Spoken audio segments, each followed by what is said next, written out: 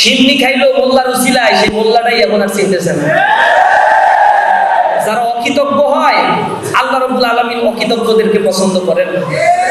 Pace বল যখন করতে হয় তখন একটু রান আপ বেশি দূর নিতে হয়, একটু পেছনে আগে।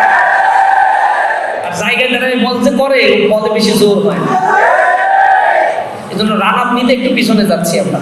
কারা বেশি শক্তি দেখাচ্ছে? আওয়ামী লীগের আমলে ছাত্র দলের যারা হলে থেকে মার খাইছে আর তাদের এই মায়েরগুলো ঠেকাইছে যারা, তাদেরকেই এরা আবার মারতেছে। সিন্নি খাইলো মোল্লার উসিলায়, সেই মোল্লাটাই এখন আর চিনতেছে না। যারা অকৃতজ্ঞ হয়, আল্লাহ রাব্বুল আলামিন অকৃতজ্ঞদেরকে পছন্দ করেন না, অকৃতজ্ঞদেরকে পছন্দ করেন না। এই ঢাকা বিশ্ববিদ্যালয়ে কত মর্মান্তিক ঘটনার সাক্ষী। তোমরা যখন মাইক খাইতা তখন সাংবাদিকরা ঢাল হয়ে তোমাদেরকে বাঁচায়, তারপরে তোমাদের ক্যাম্পাস থেকে বের করে দিত ছাত্রদলকে। সেই সাংবাদিকদেরকে গতকালকে তারা 20 জনকে পিটাইছে। কতটা অমানুষ, কতটা স্পর্ধা তাদের মধ্যে আছে। আমরা ধৈর্য ধারণ করছি। ক্যাম্পাসে এখন গ্যাঞ্জাম করলে ইসলামী ছাত্র শিবির পারে না গ্যাঞ্জাম করতে? আমাদের গায়ে শক্তি নাই? আমরা কি খাই না নাকি? কিন্তু কিছু বলতেছি না, এটা আমাদের দুর্বলতা মনে করতেছে তারা। আমরা তাদের বলছি সাবধান হও। পেস বল যখন করতে হয় তখন একটু রান আপ বেশি দূর নিতে হয়, একটু পেছনে আগে। আর জায়গায় দাঁড়ায় বল যে করে বলে বেশি জোর হয়, এই জন্য রান আপ নিতে একটু পিছনে যাচ্ছি আমরা। যদি এর মধ্যে থেমে যাও তাহলে তো ভদ্র থাকতে পারবো না। আর যদি মাত্রাতিরিক্ত করে ফেলো, অতিরঞ্জিত কোনো কিছুই মানুষ সহ্য করবে না। প্রত্যেকটা ক্যাম্পাসে গায়ে পাড়া দিয়ে ঝগড়া করতেছে, কোনো কিছু সৃষ্টি করার কোনো দক্ষতা তাদের নাই। ছাত্র সংসদ নির্বাচন হওয়ার পরে ক্যাম্পাসগুলোতে ইসলামী ছাত্র শিবির কোনো সাধারণ শিক্ষার্থীর গায়ে একটা ফুলের টোকা পর্যন্ত দেয়নি। আমরা ক্ষমতায় আছি, ছাত্র সংসদে জিতে গেছি, পাওয়ার খাটানো, চাঁদাবাজি, টেন্ডারবাজি কিচ্ছু ইসলামী ছাত্র শিবির বরদাস্ত করে না। ক্যাম্পাসে মাদকের অবহেলন ছিল, ইসলামী ছাত্র শিবির সেগুলো বন্ধ করে দিয়েছে।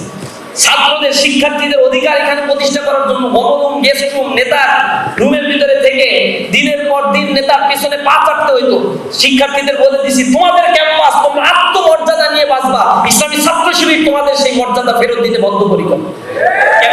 গণরুম, গেস্ট রুম সব ধ্বংস করে দেওয়া হয়েছে।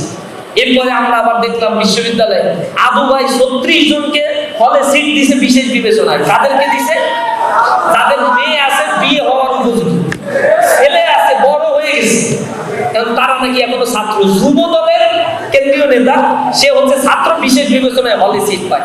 যারা হলে সিট দিছে ওই সিট দিয়া প্রভোস্টের চাইতেও ওই ছাত্রদের বয়স বেশি। উপরে উপরে দেখাচ্ছে আমরা খুব ফিটফাট আছি, অর্থনৈতিক অবস্থা তলে তলে একেবারে বেহাল দশা বানায় ফেলছে তারা। এরকম পরিস্থিতি সামাল দেওয়ার জন্য, জনগণের দৃষ্টি ভিন্ন দিকে প্রবাহিত করার জন্য তারা যে এই কাজগুলো ক্যাম্পাস অস্থিতিশীল করছে তা আমরা বুঝি না। গণভোটের রায় তোমরা মানো নাই, জনগণকে সেখান থেকে দৃষ্টি ফিরাইতে চাও। তোমরা গুম অধ্যাদেশ বাতিল করে দিছো, এটা আমরা বুঝি না। তোমরা কাদের ইন্ধনে কি করছো?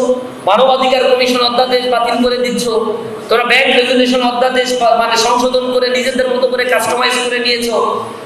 এই অপকর্মগুলো ঢাকার জন্য তারা আসলে এই কাজগুলো করতেছে, ক্যাম্পাস উত্তপ্ত করার চেষ্টা করছে। আমরা আমাদের বন্ধুদের কাছে আহ্বান জানাই, ক্যাম্পাসগুলোতে দীর্ঘ সময় ধরে আওয়ামী লীগ যে স্টাইলের রাজনীতি করছে তা তাদের জন্য বুমেরাং হয়েছে এবং তাদেরকে বাংলাদেশ ছেড়ে পালাইতে দিয়েছে। সুতরাং তোমরা যদি সেই রাস্তায় যাও তো সময়ের অপেক্ষা করো, সময়ের 1 পর, অসময়ের 10 পর। সময় অনুযায়ী এমন শিকার মানে এমন অবস্থায় পড়বা যা সামাল দেওয়া তোমাদের পক্ষে সম্ভব হবে।